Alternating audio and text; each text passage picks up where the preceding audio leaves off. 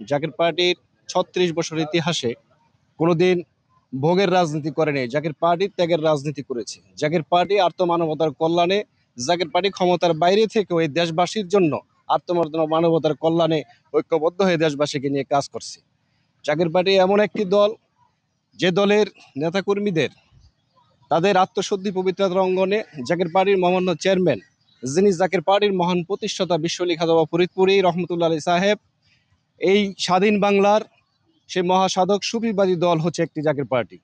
জাকের পার্টির নেতাকর্মীদেরকে এমনভাবে প্রস্তুত করেছে, তারা জীবনে কোনোদিন মানুষেরটা লুটপাট করে নেই, মানুষেরটা আত্মসাৎ করে নেই, তাদেরকে আত্মশুদ্ধি পবিত্রতার সাথে অঙ্গনে তৈরি করেছে।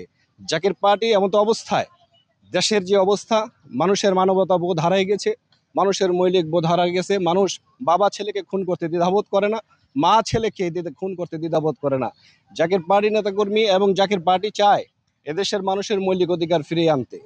এবং জাকের পার্টির প্রতিষ্ঠাতা, যিনি জাকের পার্টির মহান প্রতিষ্ঠাতা বিশ্বলি খাজা বাবা ফরিদপুরি, তিনি সেই মদিনার আলোতে এই বাংলার জমিনে তামাম পৃথিবীর মধ্যে এই শাশ্বত ইসলামকে, সত্য ইসলামকে রূপান্তরিত করতে চায়।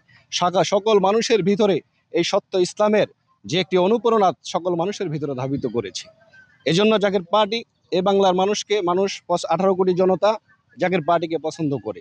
হিজবুল্লাহর ইমাম, জাকের পার্টির মহামান্য চেয়ারম্যান পীরজাদা মুস্তাফা মীর ফয়সাল মুজাদ্দিদি সাহেবের পবিত্র হুকুমে আমরা দেশব্যাপী 101টি টিম নিয়ে ইউনিয়ন থেকে, ওয়ার্ড থেকে আমরা নির্বাচনী প্রচারণা শুরু করছি।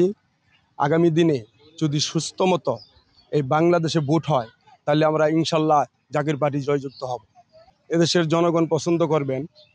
রাসূল পাক সাল্লাল্লাহু আলাইহি সাল্লামের 63 বছরের 63 বছরের জিন্দিগিতে যেমন তার কোনো ভুল ছিল না, ঠিক ওরকমই 36 বছরে আমাদের এই জাকের পার্টির কোনো কলঙ্ক কেউ ধরতে পারবে না।